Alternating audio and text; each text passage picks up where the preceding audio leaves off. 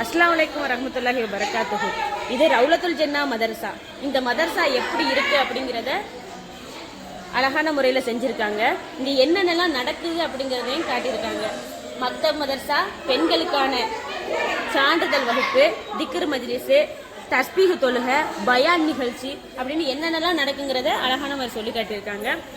அடுத்தபடியாக நபி ஸல்லல்லாஹு அலைஹி வஸல்லம் சென்ற மிஹ்ராஜ் பயணத்தை காட்டியிருக்காங்க. நபி ஸல்லல்லாஹு அலைஹி வஸல்லம் அவங்க புராக் வாகனத்தில் போய் மஸ்ஜிதுல் அக்ஸா பள்ளியாசலுக்கு போனாங்க. பிறகு அங்கேருந்து 7 வானங்கள்லையும் ஒவ்வொரு நபிமார்களையும் சந்திச்சுட்டு கடைசியில் பைத்துல் மஹ்மூர் பள்ளியாசலுக்கு போனாங்க. அதை தாண்டி போய் அல்லாட்ட தொழுகையை வாங்கிட்டு வந்தாங்க.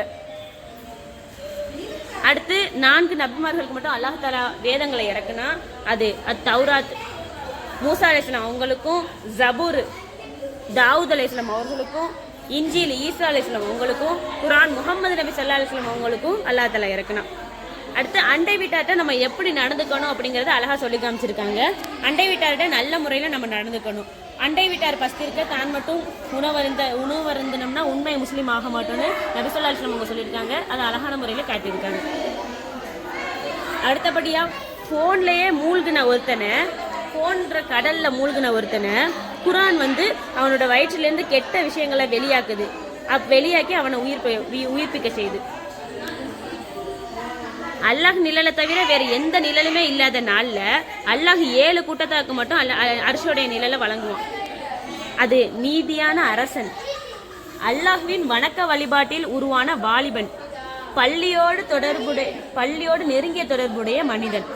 ஒருவர் அல்லாஹ்வுக்காகவே வேண்டி நேசிக்குவான், அல்லாஹ்வுக்காக வேண்டிய சண்டையும் போடுவான். வலது கரத்துக்கு கொடுக்கறது இடது கைக்கு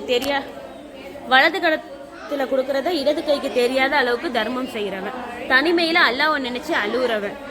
நல்ல குடும்பத்தை சேர்ந்த ஒரு பெண்ணு அவ்வளோ அழகா இருந்தும் விபச்சாரத்தின் பக்கம் அழைச்சும் அல்லாஹ்வை பயப்படுவா. அப்படியாப்பட்ட ஒரு பெண்ணும்.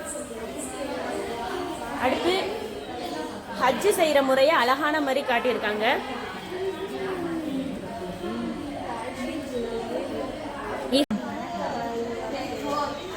இஹ்ராம் கட்டிட்டு போவாங்க. போயிட்டு அவங்க தவாப் குதும் 7 தடவை மக்காவை தவாப் செய்வாங்க. அதுக்கப்புறம் சஃபா மருவாவுக்கு இடையே தொங்கோட்டம் ஓடுவாங்க.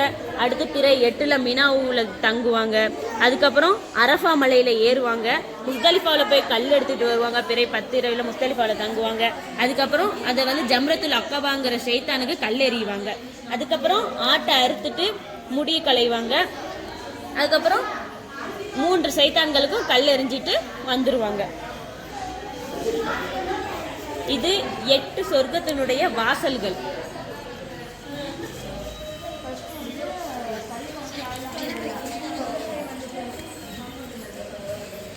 அடுத்த சுன்னத்தான உணவுகள் என்னென்னு அழகான மாதிரி வரைஞ்சி வச்சிருக்காங்க. இஸ்லாத்துடைய 5 தூண்களை இங்க அழகான மாதிரி சொல்லியிருக்காங்க.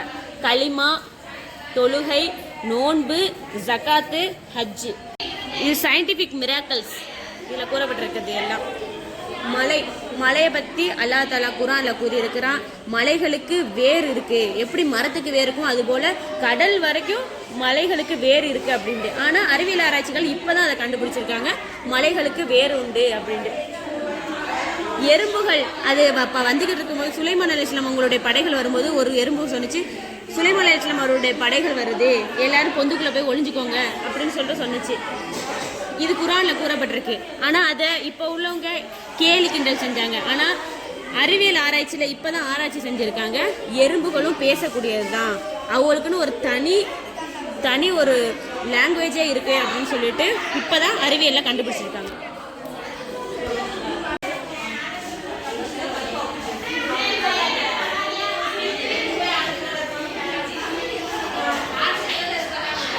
தேனீக்கள் நம்மளாம் நினச்சிக்கிட்டு இருக்கிறது என்னன்னா, தேனி போய் அதை பூக்கள்லையும் கனிகளிலிருந்து தேனை எடுத்துகிட்டு வந்து நேரடியாக கூண்டில் அதோடைய கூடுகளில் வைக்குது அப்படின்னு நம்ம நினச்சிக்கிட்டு இருக்கோம். ஆனால் அது அப்படி கிடையாது. அந்த தேனீக்கள் என்ன பண்ணுறதுன்னா, அதுக்கு அந்த பூக்கள்லையும் கனிகள்லையும் இருக்கிறது வெறும் நெக்டார் அப்படிங்கிற ஒரு இனிப்பு திரவம் மட்டும்தான். அதை கொண்டுக்கிட்டு அது வயிற்றில் விழுந்தும்போது அது அப்படியே ஒரு நிறமுடைய ஒரு பானமாக வெளியாகி தேனாக கொண்டு அதை கூட்டில் சேமிக்கும். ஆனால் இது இப்போ தான் ஆராய்ச்சியாளர் கண்டுபிடிச்சிருக்காங்க. ஆனால் அல்லாஹ் தஆலா முன்னாடியே குர்ஆனில் கூறியிருக்கின்றான், தேனிகளுடைய வயிற்றுல ஒரு பானம், நிறமுடைய ஒரு பானம் வெளியாகும். அது மனிதர்களுக்கு வந்து நோய் நிவாரணம் அளிக்கும். சிந்திக்கிற மக்களுக்கு குரான்ல நிறைய சான்று இருக்குதுன்னு அல்லாஹ் தஆலா அப்பயே குரான்ல சொல்லிட்டான். தேனிகளுக்கு 2 வயிறு இருக்கு அப்படின்னு அல்லாஹ் தஆலா முன்னாடியே குரான்ல சொல்லி காட்டியிருக்கான்.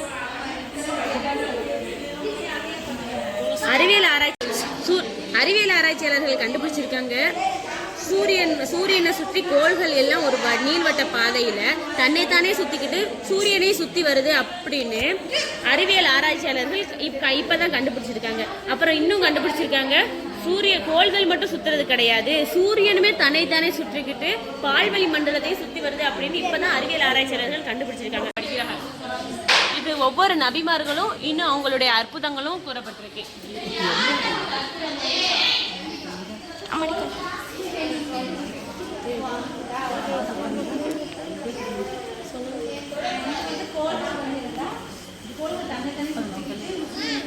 இது ஜும்மாவுடைய நாள்ல தொழுகைக்கு பள்ளிவாசலுக்கு முதல்ல வர்ற 5 நபர்களுக்கு கிடைக்கிற கூலி.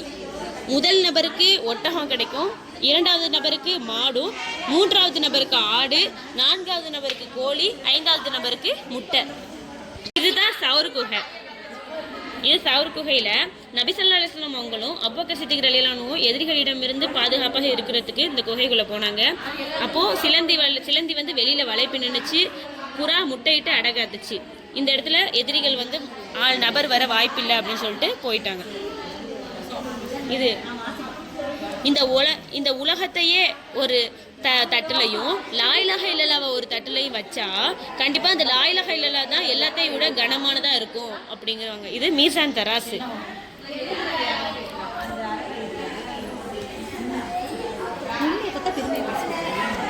இது நூஹ் நபி அலைஹிஸ்ஸலாம் அவங்களுடைய கப்பல்.